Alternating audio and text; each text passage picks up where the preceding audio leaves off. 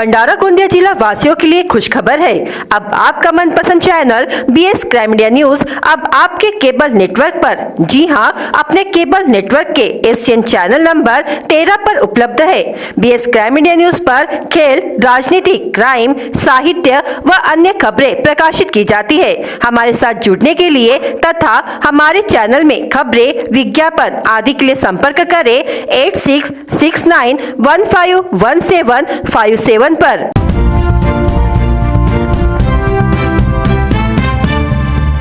लोकसभा चुनाव के बाद क्षेत्र में कार्यकर्ताओं के साथ बैठक कर परिणामों की समीक्षा की। हार के कई कारण सामने आए। कांग्रेस नेता राहुल गांधी ने प्रचार के दौरान महिलाओं से प्रतिवर्ष 1 लाख रुपए देने का झूठा वादा किया और भ्रम फैलाया। इसका लाभ कांग्रेस को चुनाव में मिला, ऐसा आरोप पत्र परिषद में पूर्व गृह राज्य मंत्री भाजपा नेता डॉक्टर रणजीत पाटिल ने किया। दूसरी ओर चुनाव में निष्क्रिय रहे कार्यकर्ताओं पर कार्रवाई की जाएगी, ऐसी जानकारी उन्होंने गुरुवार शाम को विश्राम भवन में आयोजित पत्र परिषद में दी। पत्र परिषद में पूर्व सांसद सुनील मेंढे, भाजपा जिलाध्यक्ष प्रकाश बालबुदे, विधानसभा प्रभारी अनूप ढोके, शिक्षक सेल के डॉक्टर उल्लास भड़के उपस्थित थे। पाटिल ने पत्र परिषद में बताया कि चुनाव के बाद लोकसभा क्षेत्र में बैठक का आयोजन किया गया था। तिरोडा में हुई बैठक में तीसरी बार प्रधानमंत्री बनने पर नरेंद्र मोदी का अभिनंदन प्रस्ताव लिया गया। साथ ही कार्यकर्ताओं के साथ चर्चा कर लोकसभा चुनाव में हुई हार की समीक्षा की गई। सर, काय सांगाल, आज तुम्ही भंडारा गोंदियाचं लोकसभेचं निवडणुकीच्या संदर्भामध्ये समीक्षण करण्यासाठी आले। भंडाऱ्याची जी जागा इथे पडली, पराभूत झाला, इथे काय नेमकं समोर आलं?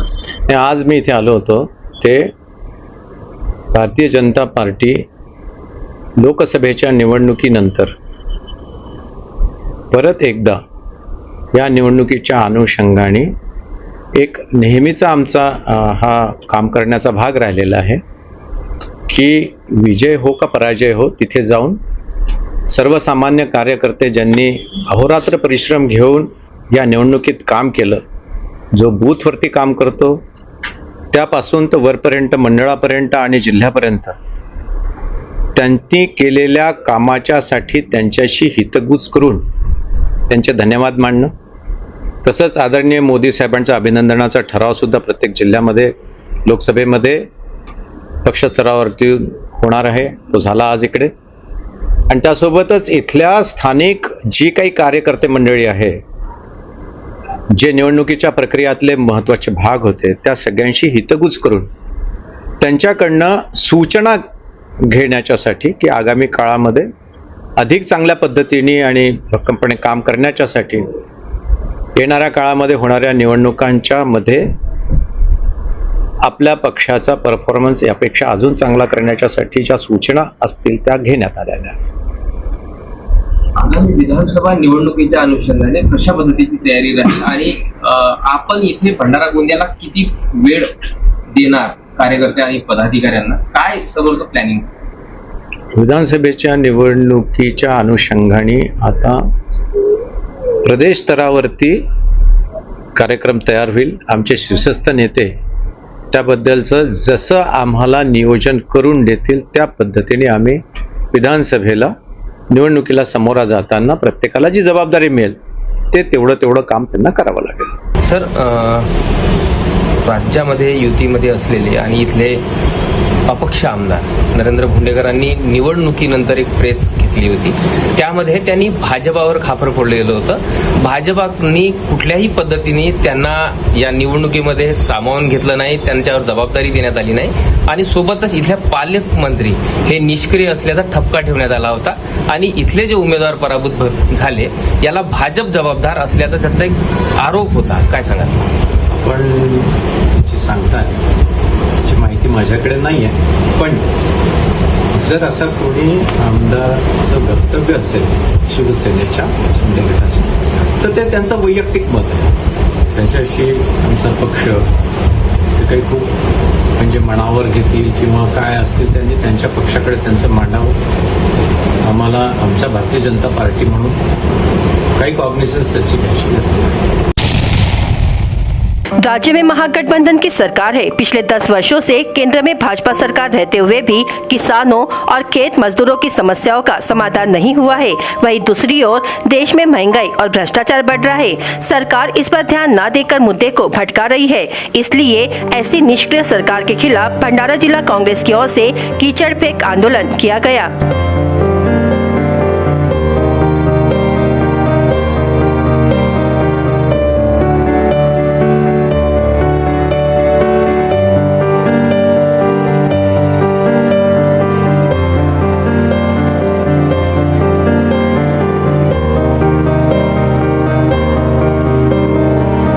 सरकारचा एकच मूलमंत्र आहे, खोटे बोला आणि रेटून धरा। मागील 10 वर्षापासून हे आपल्यासोबत खोटच बोलत आहे, आपल्या सामान्य जनतेसोबत ते खोटच बोलत आहे। मागील 10 वर्षापासून आपल्याला माहिती आहे की तानाशाही सरकारनं काहीच केलं नाही, लोकांवर फक्त अन्यायच केला आहे। बेरोजगारांचे प्रश्न असोत काम शून्य, शेतकऱ्यांचे प्रश्न असोत काम शून्य, महिलांचे प्रश्न असोत, महिलांवर अत्याचाराचे प्रश्न असोत, यांनी यासाठी काहीही केलेलं नाही आहे। पॉप्युलेशनची वाढ होत आहे, शेतकऱ्याला मालभाव त्याला देत नाही। शेतकऱ्यांसाठी कोल्ड स्टोरेज करायला पाहिजे, जेणेकरून विदेशामध्ये निर्यातीचं काम करायला पाहिजे।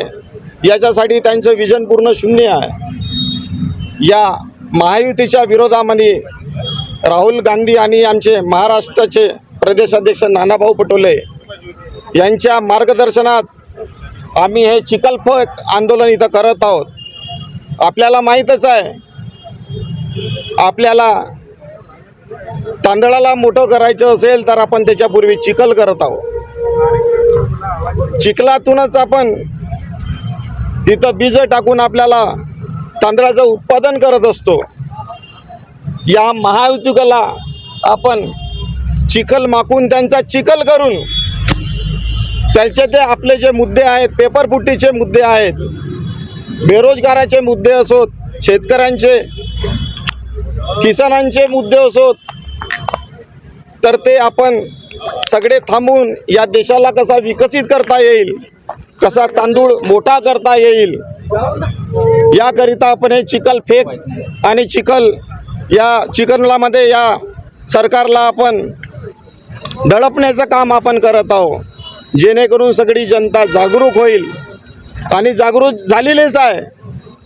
येणाऱ्या 4 महिन्यामध्ये दिसेलच। खरं तर राज्यातील आणि केंद्रातील सरकार याचे जे धोरण आहेत ते शेतकरी विरोधी आहेत, ते बेरोजगार विरोधी आहेत आणि म्हणजे साधारणतः गरीब विरोधी आहेत। आज देशामध्ये गरिबाच्या लेकरांना मारलं जाते, त्यांच्या अंगावर गाळ्या चालवल्या जातात, पण प्रत्यक्षात सरकार त्यामध्ये न्याय देऊ शकत नाही। शेतकऱ्याच्या बाबतीमध्ये रासायनिक खते, बियाणे याच्यामध्ये फार मोठा काळाबाजार सुरू आहे। महागाई वाढलेली आहे, पेपरफुटीचे प्रकरणं वाढलेले आहेत।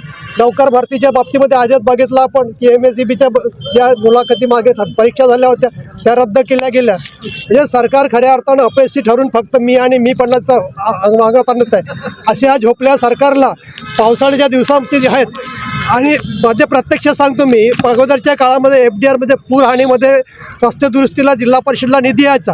मागील जवळपास या 2-4 वर्षामध्ये चांगले मोठे पूर आले, पण 1 रुपयाचा निधी त्या रस्ते दुरुस्तीला मिळाले नाही। खेड्यामधल्या रस्त्याची अवस्था फार बिकट आहे। अशा परिस्थितीमध्ये या नालायक सरकारला, महाराष्ट्र सरकारला भ्रष्टाचार एवढा वाढलेला आहे, त्यांना जाग आणण्यासाठी पावसाळ्याच्या दिवसात रस्ते खराब झालेले आहेत। त्यांना कळून चुकलं पाहिजे की शेतकऱ्यांची अवस्था काय, गरिबांची अवस्था काय, ग्रामीण भागातील अवस्था काय।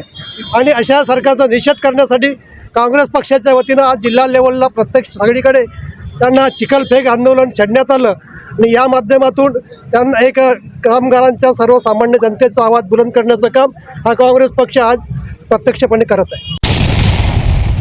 गोंदिया विधानसभा में शिवसेना से 2 बार विधायक रहे और वर्तमान में बीजेपी में शामिल पूर्व विधायक रमेश कुथे ने बीजेपी की प्राथमिक सदस्यता से इस्तीफा दे दिया है। उन्होंने कहा, मेरे समर्थक मुझसे भाजपा से दूरी बनाने का आग्रह कर रहे हैं, इसलिए मैं बीजेपी से दूर जा रहा हूँ। यह इस्तीफा रमेश कुथे ने बीजेपी प्रदेश अध्यक्ष चंद्रशेखर बावनकुले को भेजा है। दिलचस्प बात यह है कि कांग्रेस के प्रदेश अध्यक्ष नाना पटोले 1 हफ्ते पहले आधी रात के आसपास रमेश कुथे के घर जा बुलाकर उनसे मुलाकात की थी। इसके बाद गोंदिया जिले की राजनीति में जबरदस्त हलचल मच गई। आखिरकार रमेश कुथे ने बीजेपी की प्राथमिक सदस्यता से इस्तीफा दे दिया है। हालांकि उन्होंने अभी तक अपनी पार्टी में एंट्री को लेकर कोई जानकारी नहीं दी है। किसानों को बीज व खाद बेचने में लापरवाही बरतने वाले 12 बीज विक्रेताओं जबकि खाद बेचने वाले 7 कृषि केंद्रों को बिक्री बंद करने का आदेश दिया गया है। कृषि विभाग की भरारी टीम ने यह कार्रवाई की है। टीम के दौरे के दौरान कई खामियां सामने आई हैं। जिले में जोर शोर से खरीफ सीजन की शुरुआत हो चुकी है। नतीजा ये हुआ कि बड़े पैमाने पर बीज और खाद की खरीदारी तुरंत शुरू हो गई। निरीक्षण के दौरान कृषि विभाग ने देखा कि कृषि केंद्र निर्देशक किसानों की जरूरतों को समझते हुए नियमों का उल्लंघन कर रहे हैं। भरारी टीमों द्वारा किए गए कृषि केंद्रों के निरीक्षण में त्रुटियां पाई गई, जिसके बाद 12 बीज विक्रेताओं जबकि 7 खाद बेचने वाले कृषि केंद्रों को बिक्री बंद करने के आदेश दिए गए हैं।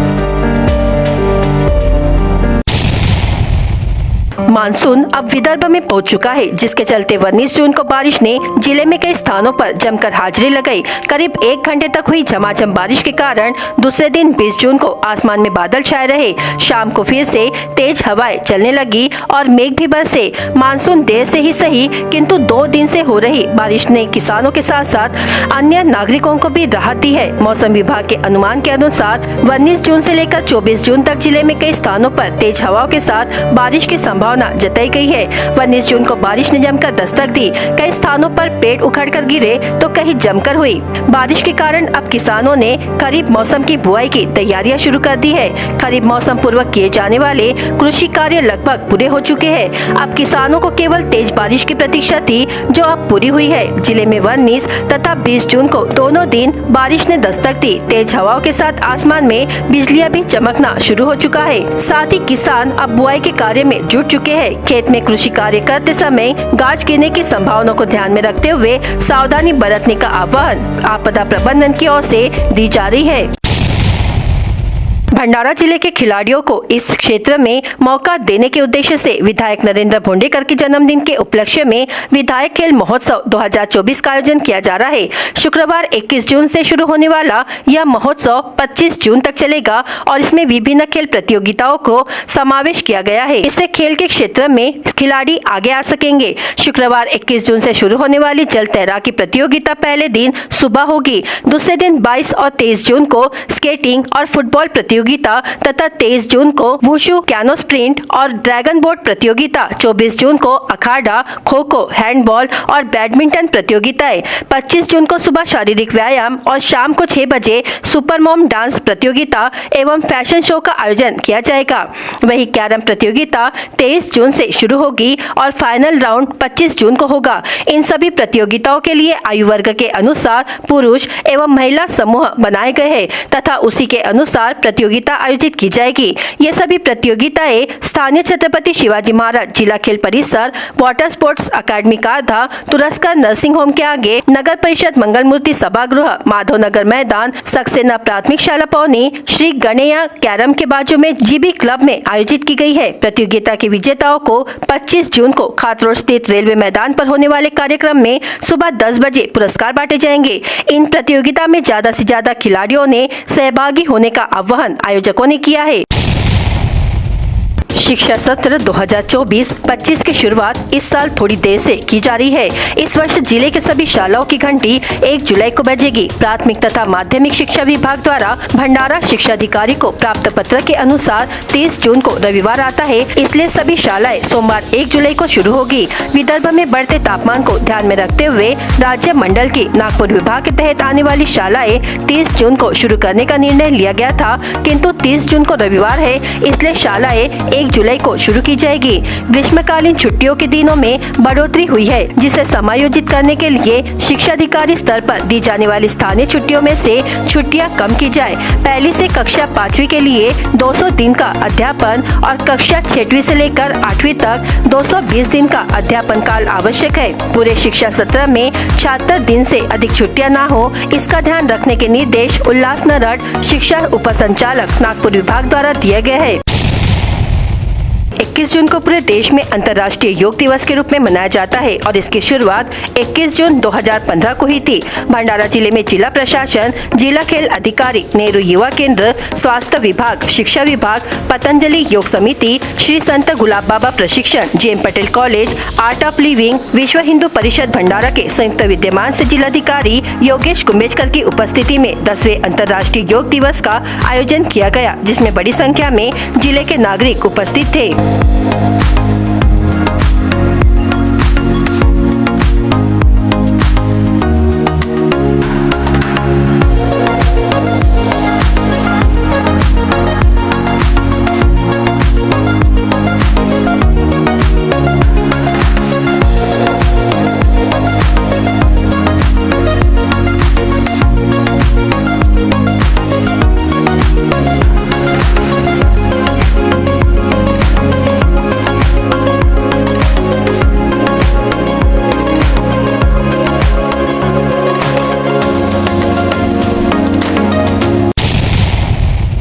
देशाचे संघर्ष योद्धा आमचे लोकनेते, देशाच्या जनतेच्या मनातील खासदार राहुल गांधी यांच्या वाढदिवसानिमित्त विविध ठिकाणी भंडारा गोंदिया लोकसभा क्षेत्राचे खासदार प्रशांत पडोळे यांनी स्वतः वृक्षारोपण केले। केक कापून खासदार राहुल गांधी यांचा वाढदिवस साजरा करण्यात आला। या निमित्ताने त्यांनी भंडारा गोंदिया लोकसभा क्षेत्रातील जनतेला आवाहन केले की प्रत्येकाने वृक्ष लावावे, त्यांचे संगोपन सुद्धा करावे। पर्यावरण निर्मिती करणे खूप महत्त्वाचे झालेले आहे। प्रत्येकाने कुठल्याही निमित्त न बघता हारेतुरे सत्कारावर खर्च न करता वृक्षारोपण करावे, त्यामुळे आपल्याला पर्यावरण निर्मिती करता येईल।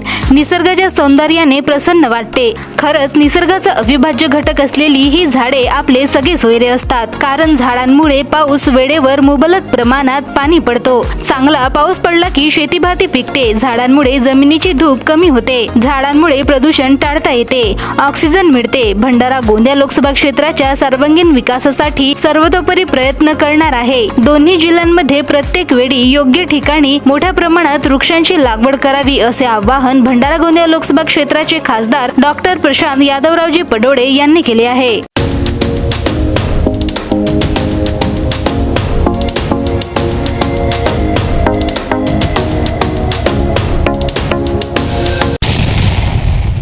BS क्राइम इंडिया न्यूज आपके सामने पेश कर रहा है भंडारा क्राइम वारदात। हर जुर्म से हम आपको कराएंगे अवगत। आपके अपने चैनल पर रोजाना शाम 7 बजे, तो देखना ना भूलिए क्राइम वारदात।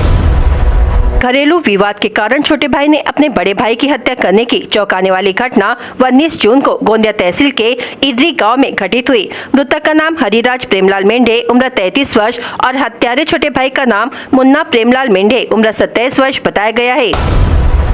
जहरील दवा खाने से इलाज के लिए भर्ती एक बुजुर्ग महिला की भंडारा अस्पताल में मौत हो गई। मृतक का नाम चालना निवासी लीलाबाई श्रीराम राघोते, उम्र 75 वर्ष है। 19 जून को इलाज के दौरान उनकी मौत हो गई। भंडारा के बाजार में रखी एक दोपहिया वाहन की चोरी हो गई। सोनोली निवासी महादेव पतिराम मोहरकर, उम्र 36 वर्ष, भंडारा बिग बाजार में एक दुकान में काम करता है। दुकान के सामने बाइक से वह मालिक के घर खाना खाने गया था। भंडारा पुलिस ने मामला दर्ज कर लिया है।